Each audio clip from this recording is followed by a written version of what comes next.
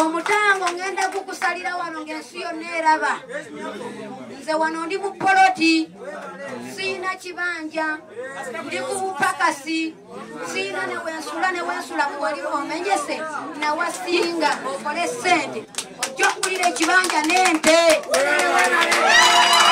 Byandibanga ate byeyongedde okubanga bizzeemu omuzingo. Alimpa agenze wa maama we e Masaka n'amwetondera mu lujjudde ew'enkuyanja y'abantu yonna ekyalo kikuŋŋaanye era bakoze n'omukolo oba ekijjulo eky'okubanga nti abantu balya ate maama we n'amusonyiwa mu lujjudde. Emboozi mpanvu eno atugenda kubanga tugikuwa yonna.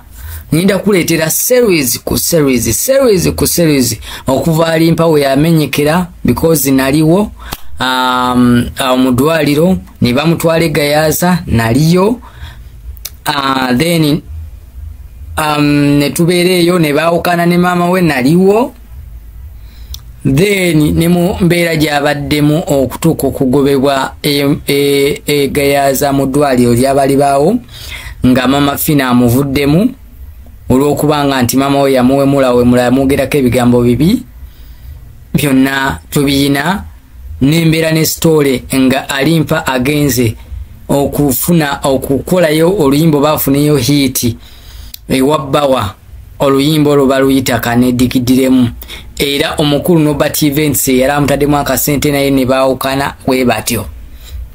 Alimpa agezezaako okunoonya coming back ey'oluyimba naye ebadde ekyagaanye. Simanyi obaani yamuwadde amagezi nti kwate kubo otindige ogende ate ewa maama wo omwetondere.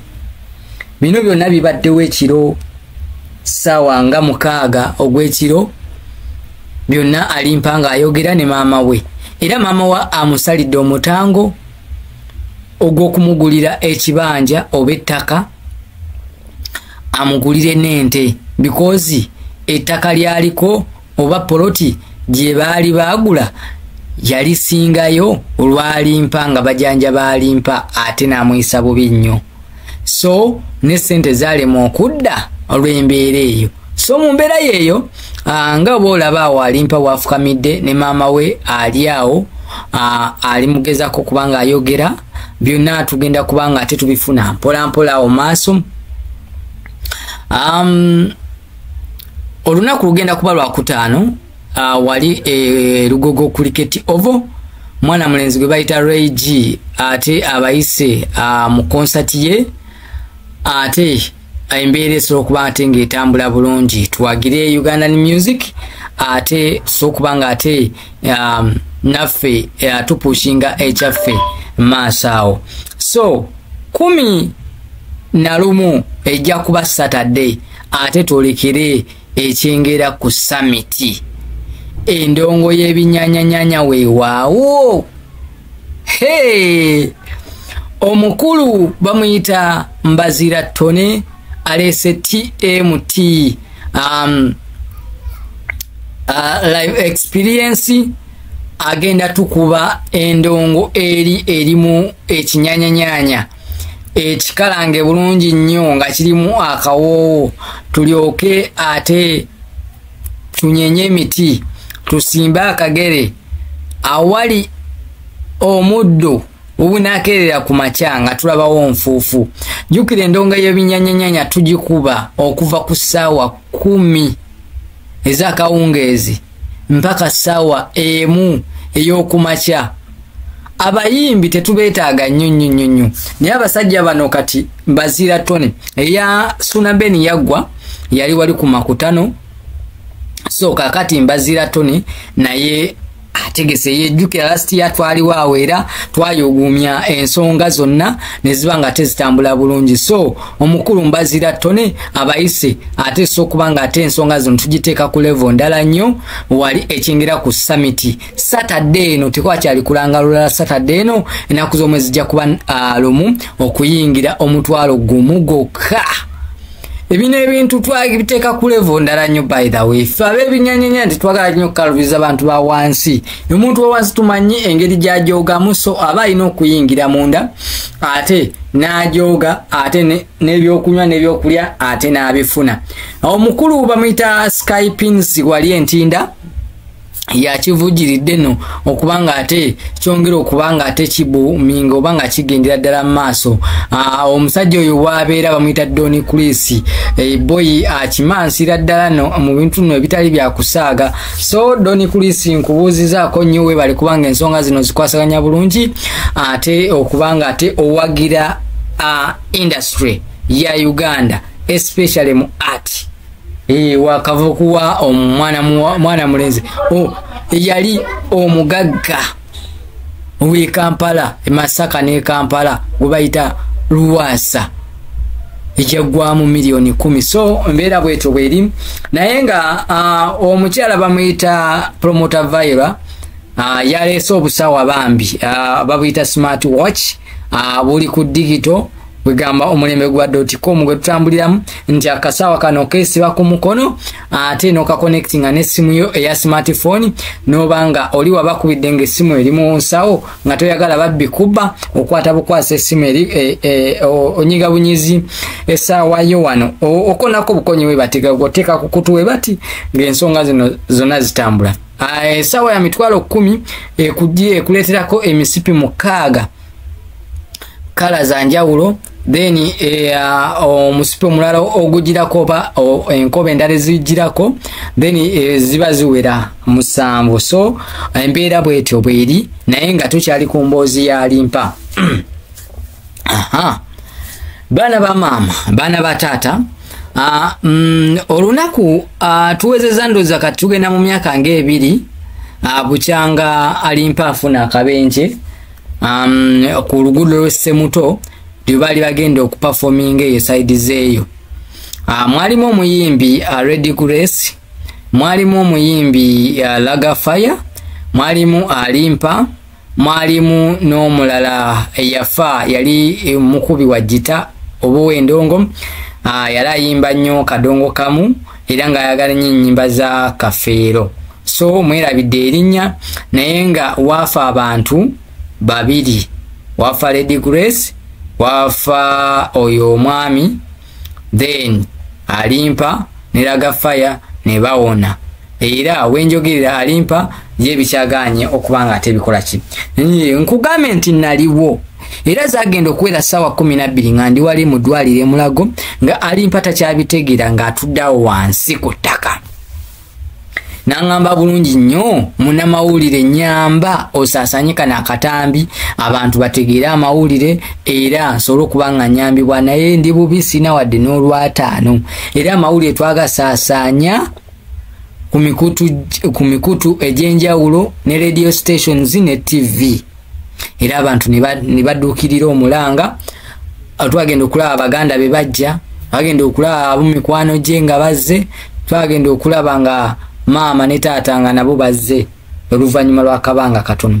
Okimanyi Alimpa bagamba yali amaze ku bizinga weeks eziwerera ddala 2 oba 3 naye yakomawo nga talina wadde n'olwataano mu ddwaliro.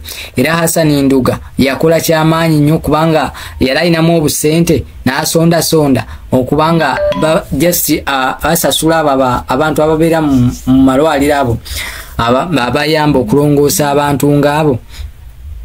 Hassan Nduga era y'omu eyabalonda mu mwala omwalo gwali ogw'amaanyi era singa teyabajjaayo n'abateeka mu motoka ya Hassan Nduga ye n'abaleeta era emmotoka yonna yali ejjudde musaayi, kitaba ky'omusaayi mwali tebajja ku Alimpa oba oliawo yandibadde taddangulu. So embeera Alimpa Mukama Katonda yamuyambako nnyo mu mbeera y'emu nga tuli e Mulago. Waliwo omukyala bamuyita Joweria amukwano gwange akola n'omukutu gwa Spark TV amu ne NTV. Twali tuli awo ngulu tumaze okukola ku interview kubamu ku baganda byakabanga bagamba tebalina wadde n'olwataano ne Joel anakubira Mama Fina namugamba omuyimbi wo bannange omuyimbi we afunye akabenje talina amuyamba talina wadde n'olwataano okugulu kwamenyese naye teri amudabiriza ali awo atudde wansi. Mama Fina nagamba nze mbadde nebase zalinga sawa nga 3 awo nga sina kimanyi mu mbeera yemu. Mama Fina musawa nge mtu agende kulanga atuuse ngajja akola ebyenjawulo. Omanyi yakola Mama Fina ng'akwata emitwalo 15 abantu basatu ng'abawa ssente ababasawo awo bagende bamulongose bulungi nnyo bamuteeke muka kalumu kake n'asasula.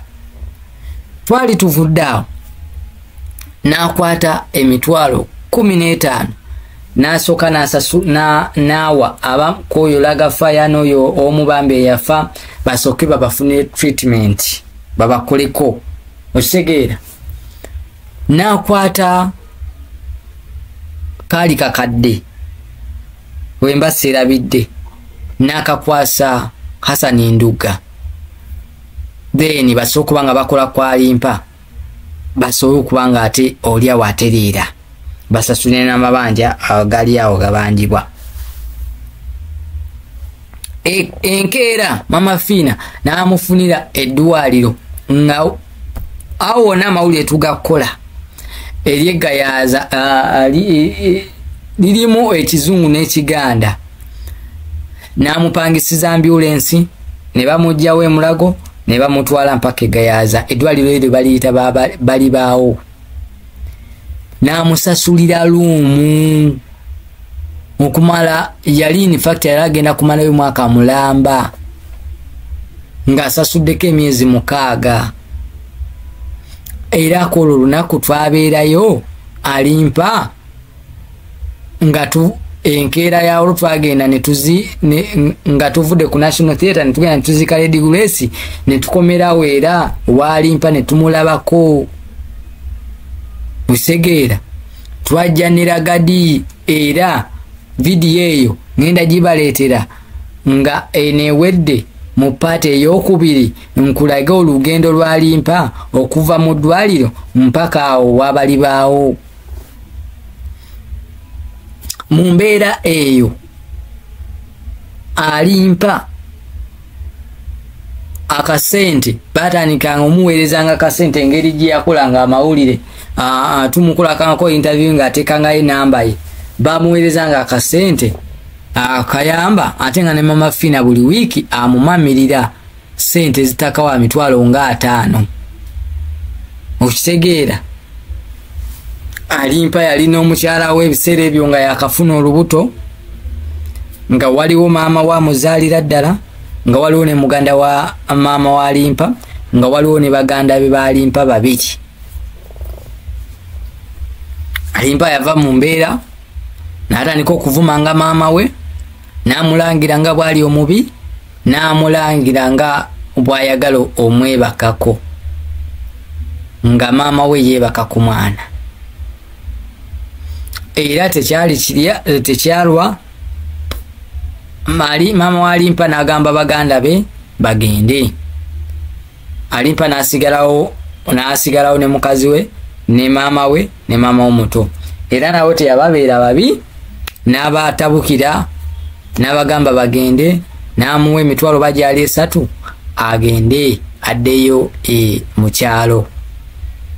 Olwo bayisaawo byabwe baagala kubanga banywa ebiragalagala nga teri abagambako. Era twajjako awo omusawo n'agamba nti ebiragalalagala bikozesebwa naye Alimpa kijja muyisa bubi singa tabivaako. Ate bannanga ate abasawo bali tebalina bwogerera n'agamba nti wawa n'amugamba ate ananyiiga banaamunyigira basala kubanga bayita ate mu bazadde n'emikwano gya Limpa asobola okuba nga ate embeera etambula. ate twalwa mama Fiina we yabiwulira nti maama walimpa bamugoba mu ddwaliro n'agenda n'apangisa ne kalooji nga sente tezimumala agende erwakuba yamugoba kiro nga tasobola tuuka era yakapangisa awo ekyengera n'agamba amugyeko engalo tagenda kuddamu muwawadde n'olwataano. Alimpa yagamba bino ebigambo wamanga maama we n'amugamba ye Alimpa Yesita ensi yonna emumanyi, maama wa Alimpa teri amumanyi, baganda be balinga balenzi, mbu teri n'omu alibawasa, bingi ebyanyiza maama era n'essawa ya kaakano oba oli awo nga badde tamusonyiwanga. So oyamujja sente wezaggwayo emyezi 6 Alimpa n'ava mu ddwaliro n'agenda mu kazigo ne mukazi we. Era omukulu Norbert Event we yaviiraawo n'ajja n'amukwatako n'agamba ayagala abeerenga maneja we naye tebaawandiika. Ne bagenda n'okola n'akayimba ako kaneedigidiremu. Wabula ebbanga lyatambula ettono, embeera yagenda nga tekwatagana bulungi era Norbert yamufunira n'esho yali eye Masaka netulaba nga Alimpa ayambadde t-shirt ya yellow ng'alaga nti nno kira kakyuse wa NRM bakuba Norbert wa NRM. Gye twakira twagenda okulaba nga baawukanye ne Norbert bubi nnyo, mwana talina mpisa, ayogera bubi, talina bugumiikiriza, n'amwesonyiwa. Twali tukyali awo nga tulaba omukulu gwe bayita Joel Promoter era nga oyo musajja oyo ategeka binyanyanyanya byabambazira Tony Basuna Beni n'abalala n'amukwatamu era emboozi nagikolako wano aba ER News mwagiraba mwagiwulira bulungi nnyo ne bakwatagana naye ekyatwewunyisiza okugenda ewa maama we twalabye balinga batwanjulira manager omulala.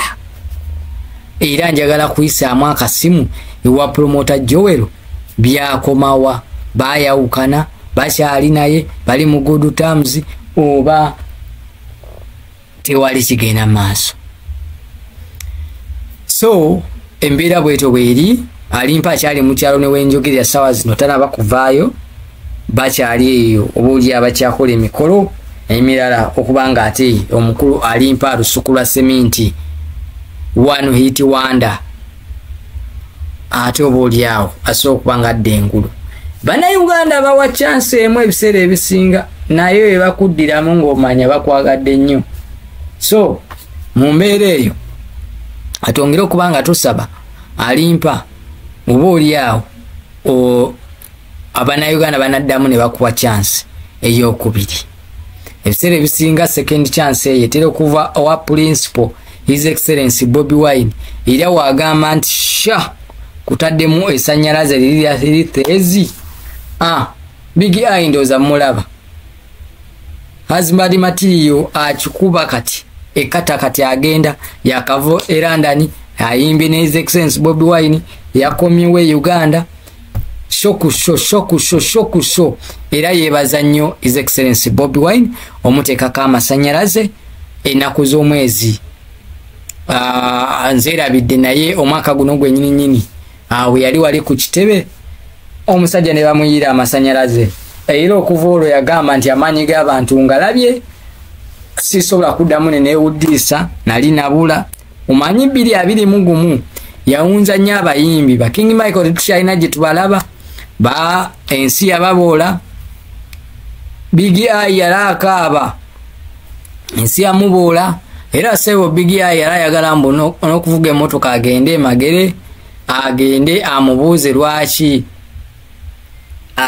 tamwesonyiwa naye yategeera byonna yabikola abaana ba struggle kye bamukolako ng'eteeka we liragira ate nakakana era yakomekereza ng'azze omukulu mu mirembe n'amuwa essannyalaze lye era kati Big Eye ensonga azikubira ddala malidaadi.